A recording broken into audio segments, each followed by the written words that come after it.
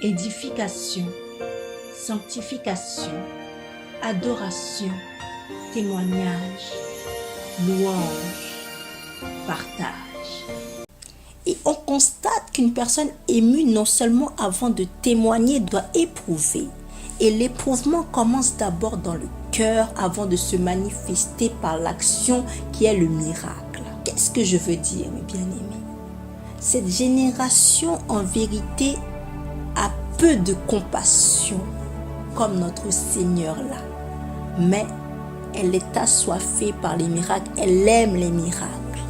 Et comme elle aime les miracles, sans avoir de compassion pour les personnes qui souffrent, qui demandent des miracles, ces personnes-là se lassent vite fait.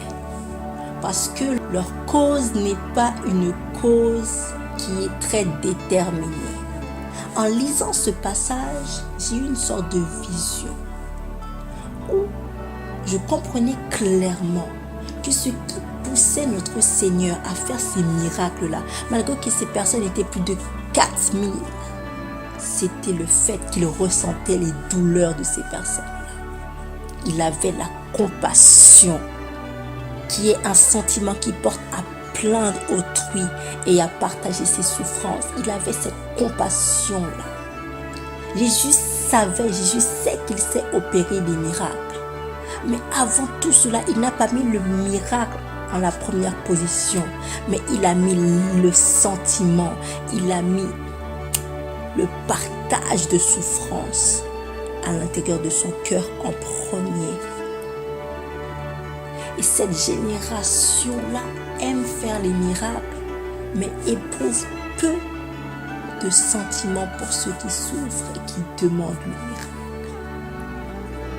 Voilà pourquoi de nos jours, le corps du Christ est devenu un business.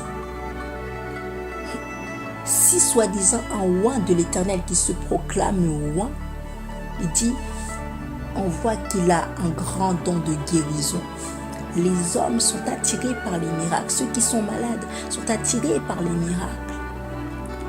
Mais malheureusement, beaucoup jouent avec ce soi-disant don qu'ils ont, parce que tout don ne vient pas de Dieu, malheureusement. C'est ainsi, malheureusement, le diable opère des miracles aussi. Vous pouvez aller lire, aller écouter cela dans mon ancien message qui est « Quel Dieu pries-tu » Tout cela pour vous dire, mes bien-aimés, que beaucoup de serviteurs de Dieu profitent de leur onction pour en faire un business et n'ont pas la compassion pour ceux qui souffrent réellement, mais agissent seulement pour leur propre gloire ou pour glorifier le nom de Jésus. Je ne dis pas que ce n'est pas une bonne chose de glorifier le nom de Jésus. Au contraire, il faut glorifier le nom de notre Seigneur. Mais avant tout, il faut avoir la compassion. Parce que quand tu as la compassion, même si la foule qui demande les miracles est nombreuse, tu ne te lasseras pas, mais tu continueras de faire ces miracles-là parce que tu ressens chaque douleur au fond de ton cœur pour ces personnes-là. Et c'est exactement ce qu'il a fait notre Seigneur. Malgré que la foule était plus de 4000, il est resté 3 jours sur la montagne à faire des miracles. 3 jours à guérir des malades ou sans doute faire des délivrances. 3 jours sans manger, sans boire. Quel homme de Dieu de nos jours fait ce genre de choses? Les hommes de Dieu qui se sacrifient autant, qui ont la compassion pour les personnes et qui souffrent, sont très peu. Sont une minorité que l'on peut même compter sur les doigts de nos mains. Où est cette génération qui est remplie, qui est émue de compassion pour la foule qui souffre? Où est-elle? Pourtant, c'est ce que la Bible nous enseigne. On voit des serviteurs de Dieu. Il y a des gens qui sont malades parce qu'ils entendent qu'ils opèrent des miracles. Et eux, qu'est-ce qu'ils font? Ils font un business avec leur, soi-disant, une bouteille d'eau à 50 centimes, ils vendent ça à 10 euros parce qu'ils ont prié dessus. Ils ont acheté l'huile à 2 euros. Et comme ils ont prié dessus, cette huile-là est trop sainte. Quand tu vas la passer sur ton corps, tu seras guéri. C'est comment? La Bible déclare, vous avez reçu gratuitement, donc donnez gratuitement. Le corps du Christ, malheureusement, est devenu un business de la majorité des églises qui n'ont pas vraiment le Saint-Esprit et qui prétendent avoir le Saint-Esprit.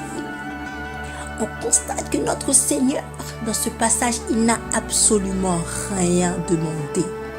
Il n'a demandé ni un verre d'eau, ni une pièce, ni rien. Pourquoi? Parce qu'il avait la compassion, qu'il voyait les souffrances. Non seulement il voyait, mais il ressentait les souffrances de chaque personne.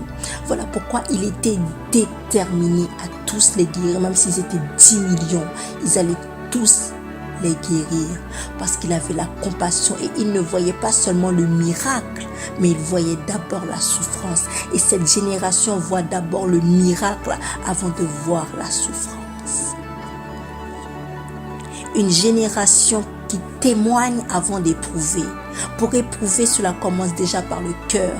Et le cœur éprouve ce qui après témoigne. Le témoignage se fait par l'action, mais malheureusement, cette génération n'éprouve pas, mais témoigne. Apprenons à être comme notre Seigneur Jésus, qui avait le fardeau des âmes. Même s'il avait faim, même s'il avait sommeil pendant ces 3 jours-là, il ne laissait pas cela dominer sur lui, mais il pensait aux âmes. Malheureusement, cette génération-là pense d'abord au miracle avant de penser aux âmes ou à la foule qui souffre. Ne soyons pas de ces gens, mais soyons comme notre Seigneur et Sauveur Jésus-Christ, qui est le modèle parfait. Ne faites pas de l'Église un business. Vous avez reçu gratuitement, donc donnez gratuitement. Si Dieu te fait grâce d'avoir un don de guérison et que tu vois des personnes qui souffrent, guéris-les, impose-les la main au nom de Jésus-Christ afin qu'ils puissent être délivrés et surtout enseigne-les après afin de conserver cette bénédiction-là, afin de conserver cette guérison-là.